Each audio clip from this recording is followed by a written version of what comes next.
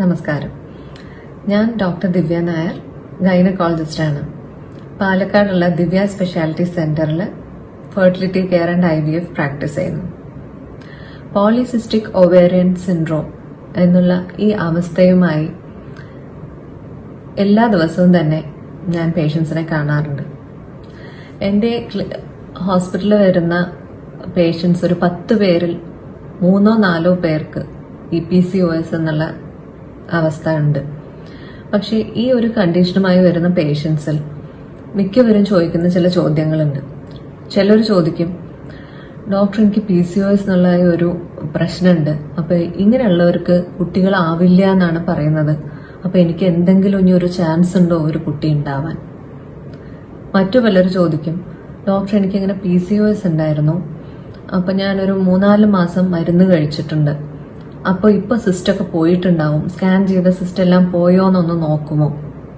മറ്റു ചിലരാവട്ടെ അവർ ചോദിക്കും, PCOS ഉണ്ടായിരുന്നു, പണ്ട് എനിക്ക് PCOSന്റെ അസുഖം ഉണ്ടായിരുന്നു, ലാപ്രോസ്കോപ്പി ചെയ്തു, അപ്പൊ സിസ്റ്റ് എല്ലാം പോയിട്ടുണ്ടാവും, അപ്പൊ ഇനിയും ആ സിസ്റ്റുകൾ വരുമോ? സത്യം പറയട്ടെ, ഈ 3 ചോദ്യങ്ങളും നമ്മൾ ഓൾമോസ്റ്റ് എപ്പോഴും കേൾക്കുന്നതാണ്. ആൻഡ് ഇത് എന്തുകൊണ്ടാണ് ഇത് ആൾക്കാർക്ക് ഇതിനെ പറ്റിയുള്ള തെറ്റിദ്ധാരണകളിൽ നിന്ന് വരുന്ന ചോദ്യങ്ങളാണ്. അപ്പൊ ഞാൻ ആദ്യം ഇതെന്താണെന്നൊന്ന് മനസ്സിലാക്കിയാൽ ഈ ചോദ്യങ്ങളെല്ലാം തെറ്റാണെന്ന് മനസ്സിലാവും. പോളിസിസ്റ്റിക് ഒവേറിയൻ സിൻഡ്രോം ഒരു അസുഖമല്ല, ഇതൊരു വേരിയന്റ് ആണ്.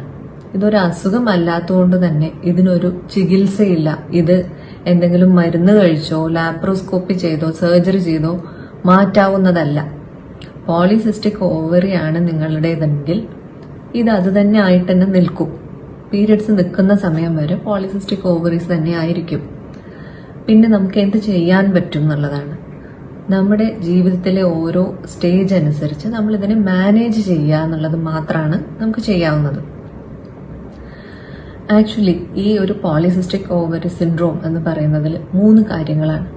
ഫസ്റ്റ് കാര്യം, പീരിയഡ്സ് ഇറഗുലർ ആയി വരിക. പീരിയഡ്സിലെ എന്ത് ഇറഗുലാരിറ്റി ആവാം. ചിലവർക്ക് 2-3 മാസം കഴിയുമ്പോൾ പീരിയഡ്സ് വരും, ചിലവർക്ക് 1 മാസം തന്നെ അടുപ്പിച്ചടുപ്പിച്ച് വരും, 1 മാസം നിർത്താതെ തിരി സ്പോട്ടിംഗ് ആയി വരാം. അങ്ങനെ പീരിയഡ്സിൽ വരുന്ന ക്രമക്കേടുകൾ ഫസ്റ്റ്. രണ്ടാമത്തത്, അൾട്രാസൗണ്ട് സ്കാൻ ചെയ്യുമ്പോൾ അതിൽ ഓവറീസിന് പോളിസിസ്റ്റിക് അപ്പിയറൻസ് ഉണ്ടാകും. മൂന്നാമത്തത്, ആൻഡ്രോജൻ ഹോർമോൺ ശരീരത്തിൽ അധികം ഉണ്ടാവുന്നതിന്റെ ലക്ഷണങ്ങൾ, അതായത് അമിതമായ രോമ വളർച്ച, മീശ, താടി അങ്ങനെയൊക്കെ വരിക, പിന്നെ നല്ല മുഖക്കുരു വരിക. ഇതെല്ലാം അമിതമായ ആൻഡ്രോജൻസിന്റെ ലക്ഷണങ്ങളാണ്. ഈ 3 കാര്യങ്ങളിൽ ഏതെങ്കിലും 2 ഉണ്ടെങ്കിൽ തന്നെ നമുക്ക് പോളിസിസ്റ്റിക് ഒവേറിയൻ സിൻഡ്രോം എന്ന് ഡയഗ്നോസ് ചെയ്യാം. അത് വന്നാൽ തന്നെ അതങ്ങനെ മാറ്റേണ്ട ഒരു കാര്യമൊന്നുമല്ല. അത് ഞാൻ ഈ പറഞ്ഞ പോലെ നമ്മുടെ ലൈഫിൽ എന്ത് സ്റ്റേജിലാണോ നമ്മൾ അതിനനുസരിച്ച് മാനേജ് ചെയ്യാം എന്നുള്ളതാണ്. ചെറിയ കുട്ടികളാണെങ്കിൽ, ഇപ്പൊ സ്കൂൾ ഗോയിങ് അല്ലെങ്കിൽ കോളേജ് ഗോയിങ് സ്റ്റുഡൻസ് ആണ്, അവർക്ക് 2-3 മാസം കൂടുമ്പോൾ പീരിയഡ്സ് വരുന്നുള്ളൂ, അങ്ങനെയൊക്കെ ആണെന്നുണ്ടെങ്കിൽ നമ്മൾ എല്ലാ മാസവും അവർക്ക് പീരിയഡ്സ് വരുത്താൻ വേണ്ട മരുന്നുകൾ മാത്രം കൊടുത്താൽ മതിയാവും. 30-35 ദിവസം കഴിഞ്ഞും പീരിയഡ്സ് ആയില്ലെങ്കിൽ ഒരാഴ്ച മരുന്ന് കഴിച്ച് പീരിയഡ്സ് വരുത്തിയാൽ തൽക്കാലം അത് മതി അവർക്ക്. പിന്നെ ഇതേ കുട്ടി തന്നെ വളർന്ന് വലുതായി കല്യാണം കഴിഞ്ഞു, പക്ഷെ അവർക്ക് ഉടൻ തന്നെ ഒരു കുട്ടി വേണ്ട, എന്നാൽ റെഗുലർ പീരിയഡ്സ് വേണം, അവർക്ക് ഗർഭനിരോധന മാർഗങ്ങൾ വേണം എന്നുണ്ടെങ്കിൽ അവർക്ക് നമ്മൾ ഗർഭനിരോധന ഗുളികകൾ കൊടുക്കും. അപ്പൊ അവർക്ക് മന്ത്ലി പീരിയഡ്സ് വരും, ഗർഭനിരോധനം ഉണ്ടാവും ആൻഡ് പീരിയഡ്സ് വരും. അത് മതി അവർക്ക്. പിന്നെ ഇതേ ആൾക്കാർ ഇനി ഒരു കുട്ടി വേണം, അവർക്ക് ഗർഭം ധരിക്കണം എന്നുള്ള അവസ്ഥ എത്തുമ്പോൾ അവർക്ക് സാധാരണ പോലെ അഥവാ ഗർഭം ധരിക്കാൻ പറ്റിയില്ലെങ്കിൽ നമ്മൾ അവർക്ക് അണ്ടോൽപാദനം നടക്കാനുള്ള മരുന്നുകൾ കൊടുക്കും. അതായത് ഈ പോളിസിസ്റ്റിക് ഓവറി സിൻഡ്രോമിൽ തന്നെ ഇതാണ് നടക്കുന്നത്. അണ്ടോൽപാദനം ശരിയായ വിധത്തിൽ നടക്കുന്നില്ല, അല്ലെങ്കിൽ വൈകിയേ നടക്കുന്നുള്ളൂ. അങ്ങനെയുള്ളവർക്ക് മിക്കവർക്കും ചിലപ്പോൾ ഗർഭധാരണം കുറച്ച് താമസിച്ചേ ഉണ്ടാവുള്ളൂ, അല്ലെങ്കിൽ ചിലപ്പോൾ മരുന്നുകൾ വേണ്ടി വന്നേക്കാം. അപ്പൊ അങ്ങനെയുള്ള അവസ്ഥയിൽ മാത്രം നമ്മൾ അണ്ടോൽപാദനത്തിന് വേണ്ടിയിട്ടുള്ള മരുന്നുകൾ കൊടുക്കും. പിന്നെ ഇതേ ആള് തന്നെ കുട്ടികളൊക്കെ ആയിക്കഴിഞ്ഞു, പിന്നെയും പീരിയഡ്സ് ഇറഗുലർ ആയെങ്കിൽ അവർക്ക് ഇതുപോലെ പീരിയഡ്സ് വരുത്താനുള്ള ട്രീറ്റ്മെന്റ് കൊടുത്താൽ മതിയാവും. ഇതേ സത്യം പറഞ്ഞാൽ നമുക്ക് ചെയ്യാൻ സാധിക്കുള്ളൂ. പക്ഷെ ഇതൊന്നും ഇല്ലാതെ ഞാൻ പേഷ്യൻസിനോട് പറയേണ്ടത് വേറെ നമുക്കൊരു ട്രീറ്റ്മെന്റ് ഉണ്ട്. അതായത് മരുന്ന് കഴിക്കാതെ തന്നെ പീരിയഡ്സ് വരാൻ ഒരു മാർഗമുണ്ട്, പക്ഷെ അത് ഇത്തിരി ബുദ്ധിമുട്ടുള്ളതാണ്. അതാണ് ഡയറ്ററി റെഗുലേഷൻ ആൻഡ് എക്സസൈസ്.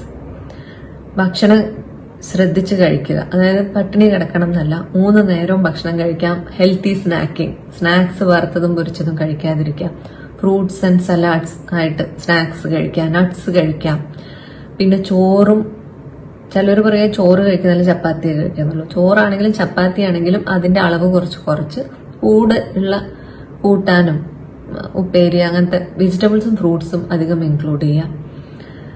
അങ്ങനെ ചെയ്യുക. ദിവസവും 1 മണിക്കൂറെങ്കിലും എക്സസൈസ് ചെയ്യുക.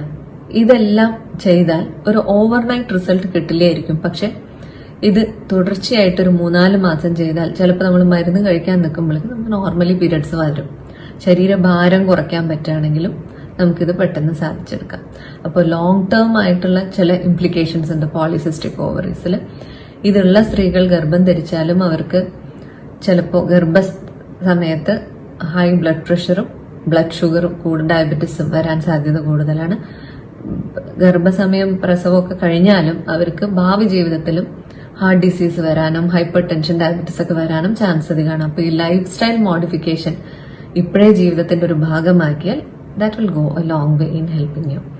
അപ്പോൾ ഇതെല്ലാമാണ് പോളിസിസ്റ്റിക് ഓവറിയൻ സിൻഡ്രോമിനെ പറ്റിയിട്ട് in a nutshell.